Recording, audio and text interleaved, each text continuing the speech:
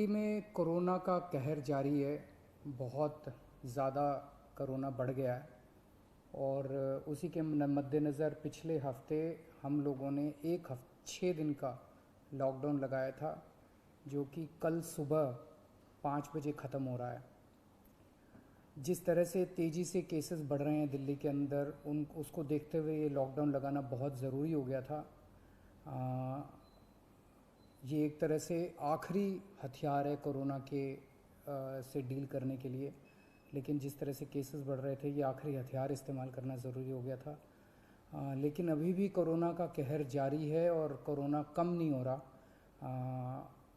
तो इसीलिए उसके मद्देनज़र कई लोगों के भी, जनता के बीच में भी जब हम लोगों ने बात करने की कोशिश की, सबका मत यही है कि लॉकडाउन को भी और बढ़ाना चाहिए। तो लॉकडाउन को दिल्ली के अंदर 1 हफ्ते के लिए और बढ़ाया जा रहा है, अगले सोमवार को सुबह 5 बजे तक के लिए। इस दौरान हमने देखा, लॉकडाउन के दौरान, की संक्रमण दर, पॉजिटिविटी रेट जिसको कहते हैं, ये लगभग 36-37% तक पहुंच गई। आज तक इतनी संक्रमण दर हमने दिल्ली में तो नहीं देखी, बाकी दुनिया भर में हो सकता हुई हो कहीं पे, लेकिन 36-37% तक संक्रमण दर पहुंच गई। पिछले 1-2 दिन से थोड़ी सी कम हुई है, आज 30 के नीचे आई है, 29 पॉइंट कुछ आई है। मैं ये नहीं कह रहा कि कोरोना ख़त्म होने की दिशा में जा रहा है, लेकिन ये अभी तथ्य हैं, अभी और कुछ दिन देखना पड़ेगा। हो सकता है बढ़ जाए, हो सकता है कम हो, लेकिन हम भगवान से प्रार्थना करते हैं कि कोरोना से हम लोगों को मुक्ति मिले। पिछले कुछ दिनों से हम देख रहे हैं कि दिल्ली में ऑक्सीजन की काफ़ी ज़्यादा समस्या हो रही है। दिल्ली में ऑक्सीजन की काफ़ी कमी महसूस हो रही है।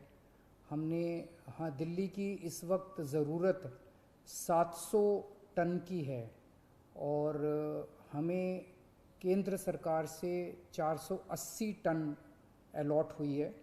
कल 10 टन और अलॉट किया केंद्र सरकार ने, 490 टन अब दिल्ली को अलॉट हुई है। लेकिन ये पूरी अलॉटमेंट भी अभी दिल्ली में नहीं आ रही है, इसका भी काफ़ी कम, एक तरह से कल 330-335 तक ही दिल्ली पहुंची है। तो 700 टन की ज़रूरत है इतने कोरोना की महामारी में, उसके मुकाबले में 330-335 ही पहुंच रही है। ये दिल्ली जो ऑक्सीजन की कमी है, दिल्ली के अंदर ऑक्सीजन पहुंच नहीं रही है, जगह जगह से जो ऑक्सीजन आनी है, ये एक बहुत बड़ा कारण है जो ऑक्सीजन की कमी जगह जगह अस्पतालों में महसूस हो रही है। लेकिन हमारे ऑफिसर्स, हमारे सभी मंत्रीगण, हमारे सभी लोग रात रात भर पिछले कुछ दिनों में, जब से ऑक्सीजन की कमी हुई है, एक एक अस्पताल जहाँ जहाँ कमी है वहाँ सप्लायर से, मैन्युफैक्चरर से, ट्रक ड्राइवर से जो लेके आ रहा है उससे फ़ोन कर करके कोशिश कर रहे हैं कि समय पे अस्पताल में पहुँचे। मैं ये नहीं कहूँगा कि सारी कोशिशें कामयाब रही, कई जगह फेल भी हुए हम लोग, और कई जगह हम समय पे ऑक्सीजन पहुंचाने में हमारी टीम कामयाब भी हुई। तो सबसे पहले तो मैं उनको जो रात रात भर काम करके और अस्पतालों तक ऑक्सीजन पहुंचाने की जो लोग भी कोशिश कर रहे हैं, उन सबका मैं धन्यवाद करना चाहता हूं कि इतने मुश्किल समय में इतनी मेहनत कर रहे हैं। क्योंकि ऑक्सीजन इतनी इस वक्त कीमती है, इतनी कम है, तो उसका मैनेजमेंट करना बहुत ज़रूरी है। तो उसको मैनेजमेंट करने के लिए भी अब कल से ठोस कदम उठाना चालू किया। हमने एक वो पोर्टल टाइप बनाया है और ऑर्डर जारी कर दिए गए हैं, जिसमें हर 2-2 घंटे में मैन्युफैक्चरर से लेके और अस्पताल तक, एंड यूज़र तक, हर एक को 2-2 घंटे के अंदर अपनी ऑक्सीजन की पोजीशन बतानी पड़ेगी। कि मैन्युफैक्चरर को बताना पड़ेगा कि पिछले 2 घंटे के अंदर कितने ट्रक उसके निकले, सप्लायर को बताना पड़ेगा कि कितने ट्रक उसके दिल्ली की तरफ जा रहे हैं, अस्पतालों को बताना पड़ेगा कि पिछले 2 घंटे में कितनी इस्तेमाल हो गई, कितने घंटे की और बच गई। ये सारी चीज़ें ताकि दिल्ली सरकार को पता रहे कि कहाँ कमी आने वाली है। तो इसके अलावा केंद्र सरकार से काफ़ी सहयोग मिल रहा है। कल भी पूरा दिन केंद्र सरकार के अलग अलग मंत्रालयों के साथ हमारे ऑफिसर्स की टीम बैठी रही, और दोनों टीमें, केंद्र सरकार और दिल्ली सरकार, अच्छे से मिलके काम कर रही हैं और कोशिश की जा रही है कि जो भी सप्लाईज़ आने में दिक्कत हो रही है उन दिक्कतों को दूर किया जा सके।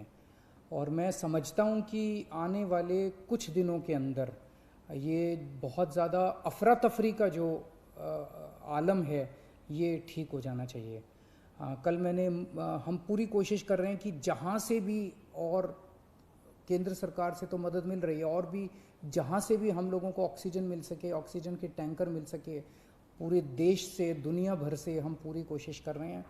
कल देश के सभी मुख्यमंत्रियों को मैंने चिट्ठी लिखी है कि अगर आपके यहाँ, आपके राज्य में, गवर्नमेंट में या किसी कंपनी में कोई ऑक्सीजन की पॉसिबिलिटी हो तो हमें ऑक्सीजन मुहैया कराइए, ऑक्सीजन टैंकर मुहैया कराइए।